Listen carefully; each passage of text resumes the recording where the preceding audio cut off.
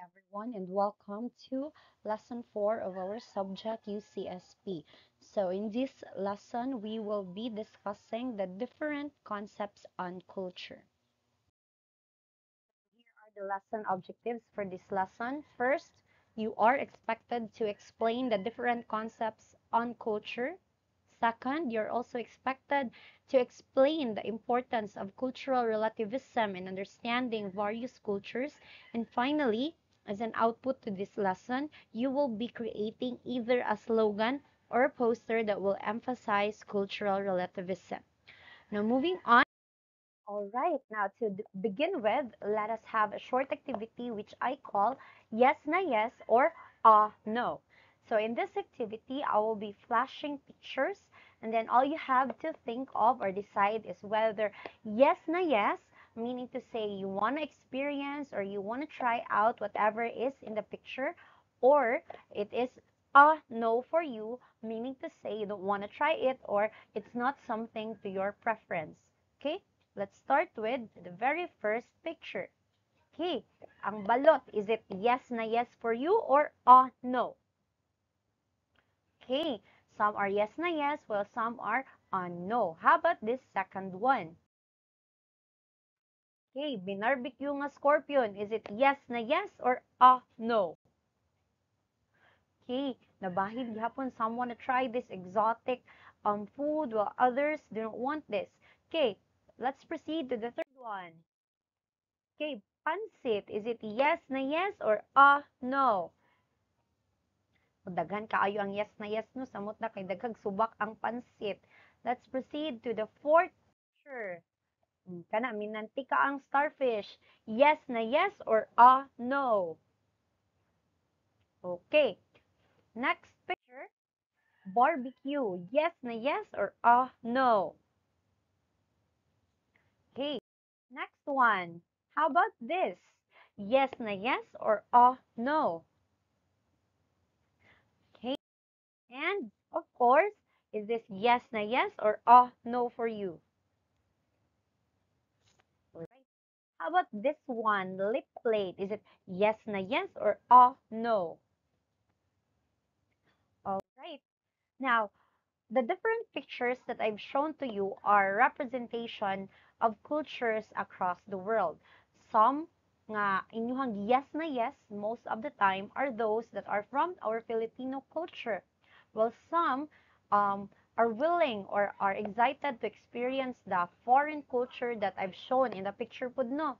Now, based on the activity that we did, let us answer this question. How will you describe the cultures present in the world? Is it similar or different? Okay, no, so um, some of you would say that it is similar because there are a lot of things that we share with other cultures. Well, some of you would also say that it's different because in different areas of the world, there are different cultures.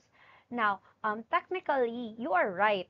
Um, Cultures that are present in the world today are both similar and different. Now, let us proceed to discussing the different concepts on culture, starting with cultural variation.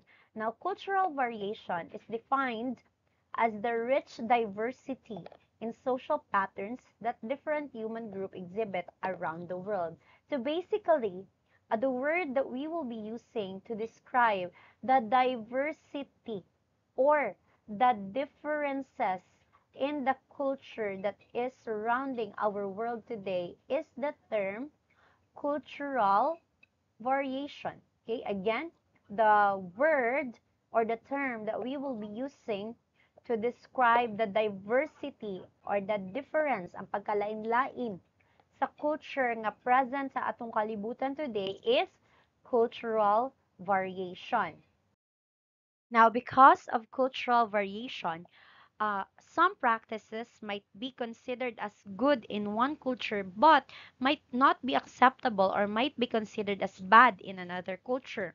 For example, to us Filipinos, ang concept of child marriage, mo nagitag child marriage kay kana ning ang mga bata as young as 8 to 10 years old kay ipakasal na sila. Not necessarily sa kaparehas nilag edad. Some of these children would be married to individuals who are a lot older than them.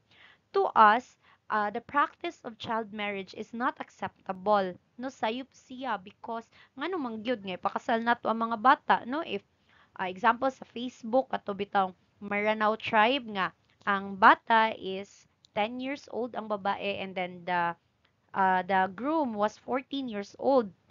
Now there were a lot of comments talking about it nga that should be illegal, the practice should be illegal kay mga bata pa kayo sila. Because in our culture, the practice of child marriage is unacceptable. However, to the Maranao tribe, the practice of child marriage is just a normal thing. It's a normal activity. That is why, again, we'd like to emphasize that because there are differences in our culture, naatay cultural differences, sa atoa, pwede nga bati, pero sa ilaha pod kay pwede nga maayo na. Okay? Now, as I've said earlier, the culture present in the world today is not necessarily different Jutanan because there are also similarities in our culture. And the term that we use to describe the similarities in our culture is cultural universals. Now, when you say cultural universals, this means that across all societies, across all culture, there are patterns or there are traits that are common, meaning to say bisan asa kadapita sa kalibutan naa ni siya nga practice, naa siya nga trait or naa siya nga belief. Now, unsa man kahay example sa cultural universal nga present sa atoang world today? Okay? So, some of you would say values such as, for example, pagiging matulungin or the concept of families. Although there are different family dynamics across the world, it cannot be denied nga across the world there is the concept of the family, even though it took up in different forms. Another good example of cultural universal is the concept of sa makaha. It's the concept of money. So, ang konsepto sa kwarta, ang kwarta, galain-lain ang iyang dagway across all societies. However, whichever society or whichever culture you go to, ang concept of money kay dili mawala. Again, an example of a cultural universal is ang concept of money. Okay? Now, we have already defined what is cultural variation and cultural universals. Now, let us proceed with the variations between culture, starting with subculture.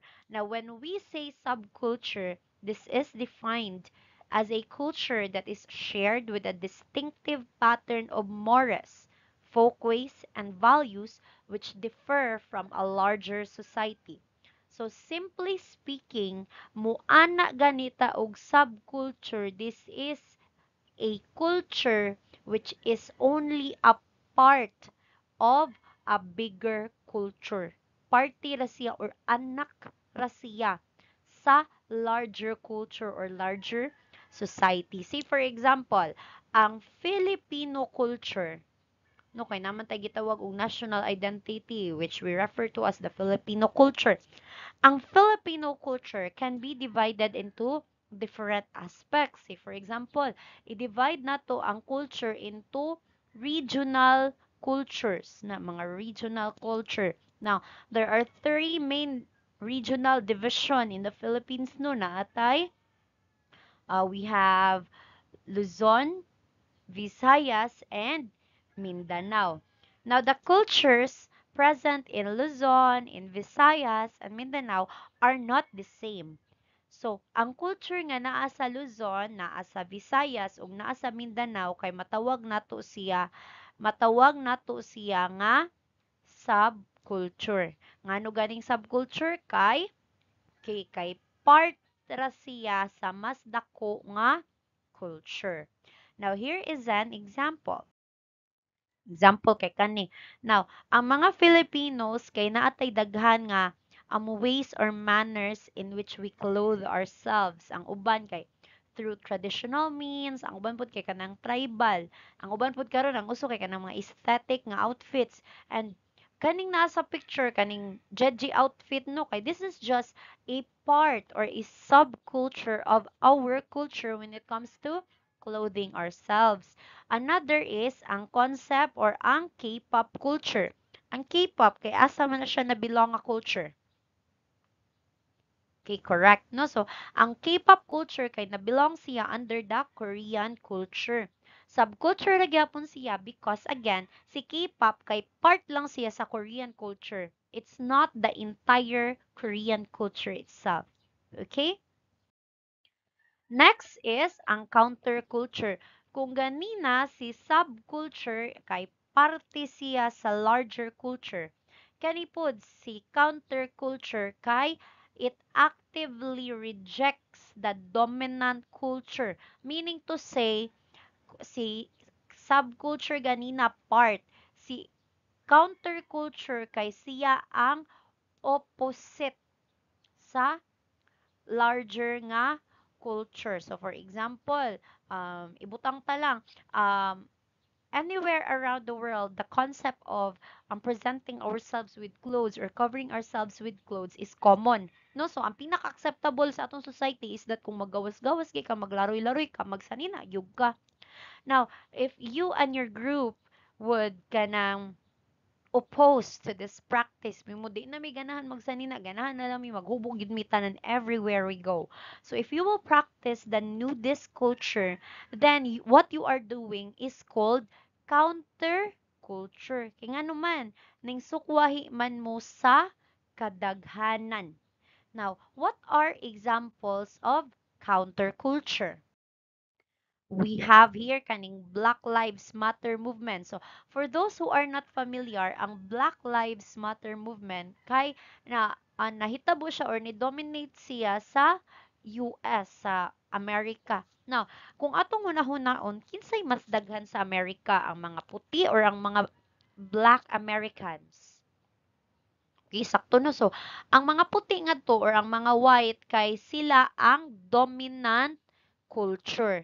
Now, by advocating for the Black Lives Matter or by advocating to the minority, nahitabo or na-practice si counter culture. Kay again, ning oppose man ka, ning sukwahi ka sa larger culture or larger society. Okay? Third one is ang high culture. Now, ang high culture, kay this is the culture that is being practiced and patronized by the upper classes of society. So, technically, kung muana ta og high culture, ang ga-practice ani kay ang mga dato or ang mga kwartaan, the rich people. Now, what are examples of high culture? We have kaning mga opera plays, mga musicals, mga stage play. Like for example, we have Les Miserables, Phantom of the Opera, Miss Saigon, to name a few. Another example of high culture is ang ballet. Now, again, kung mo nagitag high culture, kinsay ra ganito'y ang nag-patronize or ga-practice ani? Ang mga ang mga kwartaan or the upper rich people. Next is ang popular culture. Kung ganina si high culture para siya sa mga dato, si popular culture pod is mainly patronized by the working class and the middle class of the society. So basically, kung mo na tag popular culture kay mao ni ang practice or gi-subscribe or gi-patronize sa kadaghanan tao sa societies. Example, is kanang mga soap opera like Batang Quiapo, K-pop, K-drama, Taylor Swift, Nicki Minaj, Ariana Grande, sa pana kanang Lainey, they are some of the examples of popular culture. Okay? Now again, what are the four variations between culture gani? We have first Of course, subculture mo. Nagitag subculture, meaning to say, a culture is just a part of the larger culture. Second is ang counterculture. Sa counterculture pod, you are directly rejecting or opposing a larger culture practiced by a larger society. Third one is ang high culture. Na kung na tag high culture, this is the culture that is practiced by the rich individuals. And ang fourth one is ang popular culture. Popular culture which is patronized and practiced by the larger portion of the society, since this is the culture practiced by the working and the middle class. Okay, now we have already discussed the different um, concepts related to culture, no, like the variation between culture, to name a few. Now, imagine this. You are given the chance to be an exchange student in South Africa. No, so, napadaka na mo sa South Africa. Now, upon your excursion or your arrival sa South Africa, kay nakakita ka ngadto sa lahi-lahi nga culture. So imuha barong nakita ngadto ang nisugat nimo kay katong lalaki nga naay dako kay nga lip plate sa iyang baba, or nabaring nisabit nimo ngadto og lay nga babay nga kanang topless kay ang iyang sinina kay naara sa ubos. And this culture is very different to yours. Some even would feel a lot weird to you. Now, what would you feel? Unsa kaha ang imong bation? Okay? Ang uban kay ma-weirdan, ang uban kay ma-shock, ang uban mahadlok. Now, what do you call this feeling nga imuhang ma-feel whenever you are encountering a new culture or whenever you are placed in a different environment? Unsay tawag ana nga feeling? Hmm? Okay, sakto. No, that is what we call culture shock. Now, unsa di ning culture shock? Culture shock is defined as the feeling of disorientation, uncertainty, out of place, or even fearful when immersed in an unfamiliar culture. So basically, kung mo na tag culture shock, mao ni imong ma-feel ka na moadto kag laing lugar, kana mabag-uhan ka sa ilang culture, feel nimo wala ka na belong ani nga lugar. The term for that is culture shock. Now, whenever we visit other places, kay there are certain reactions nga to ang ma-feel about their culture, no. First, we have what is called ethnocentrism. Now, what is ethnocentrism? Ethnocentrism is defined as regarding that one's own culture and society is the center of everything and seen as the most efficient and superior among the cultures in the world. So basically, kung moana kag ethnocentrism, ang imong na-feel ana kung naa kay makita nga bag-o nga culture is that ang imong culture ang superior. No, feel nimo kay imuharang culture ang nindot. So, for example, mo ato kag laing lugar niya. Kanang ang imo kay reaction kay hala kaluhod na ilang culture mas nindot pa ang among culture. Kabati sa ilang culture may pa ang culture sa Pilipinas. Ang tawag ana nga attitude is ethnocentrism. Again, sa ethnocentrism, feel nimo kay imuharang culture ang nindot. Ang ubang culture kay bati. Now, the opposite pod of ethnocentrism is xenocentrism. Now, xenocentrism is defined or occurs when one has a preference for foreign cultures, goods, ideas, styles, and traditions over their own culture. So, si xenocentrism pod kay diri ganina sa ethno no kay feel nimo imurang culture ang maayo. Diri sa sa ethnocentrism, feel nimo imong culture ra ang maayo.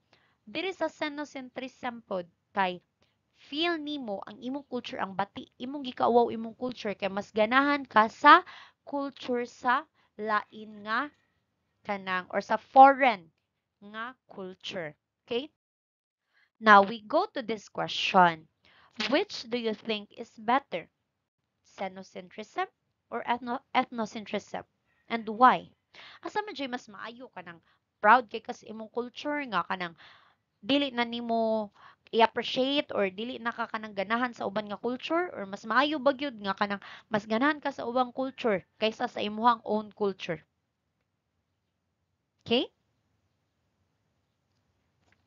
Now, no, sakto. So, ang uban nabahin sa mood think nga mas better gyud nga mas ganahan ta sa tong culture. Ang uban pod kay mo na sila nga mas maayo gyud nga i-appreciate sa nato ang uban nga culture. Now, what really is the answer? The answer is that both ethnocentrism and xenocentrism are unhealthy ways in studying culture. Ngano man, kung ethnocentric kita kanang feel na to aturang culture ang maayo, we fail to appreciate or to see the beauty in different cultures. Kay pero may mo na batigin nilang culture mas nindot gyud amo While if xenocentric pud ta, we fail pud to see or to appreciate the beauty of our own culture since mas gi-appreciate man nato ug mas nakauyon man ta sa culture sa lain. Now therefore, unsa gid ang angay nga attitude nga atong gamiton no whenever we are studying different cultures? The answer is cultural relativism. Now, cultural relativism is defined as the practices of assessing a culture by its own standards rather than viewing it through the lens of one's own culture. It is also considered as the practice that one must understood in the context of their locality. Unsay bot pasabot. Basically, sa cultural relativism, what you do is you do not try to study or understand a certain culture by anchoring it on your norms or your own culture.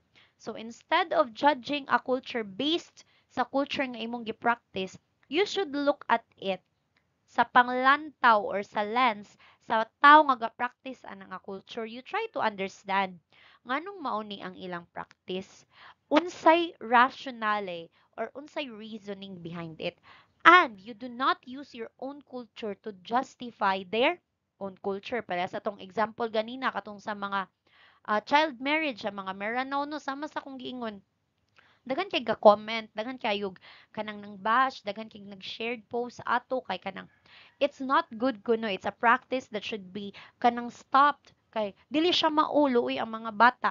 And most of the people that were commenting on that certain um, wedding SDE same day edit nga video are those nga dili gikan sa Maranao tribe. Now, ngano maka nga naka-form sila ato nga conclusion or ato nga opinion? Yes, simply because ethnocentric sila. No, they did not try to understand nganong na ay child marriage ang mga Maranao. Now, to broaden our understanding, we should apply cultural relativism. Meaning to say, ato silang sabton. Nganong nagpractice ang mga Maranao. And you try to look at it from the practice of the Maranao tribe and not from your own perspective or understanding. Okay? Now, do you have any questions? Okay, if there are no questions, now this is your activity and this is what you will be doing by group. So, the activity is called your end of the stick. So, using the 1/8 illustration board and the coloring materials that I asked you to bring, choose between making a slogan or a poster. So in your slogan or in your poster, you should display the importance of being accepting of the differences in culture. Again, mupili mo between making a slogan or a poster. And your work should display the importance of being accepting of the differences in culture. Okay? So you will be doing this activity during my time and you will also submit it at the end of our period. Okay? Questions. If you have questions, you may comment down on the comment section or you could also PM it to me so that it can be addressed during our next meeting. Okay? Thank you so much, everyone. Thank you for lending the time and I hope that you understood the concepts that are presented in this video. Thank you so much.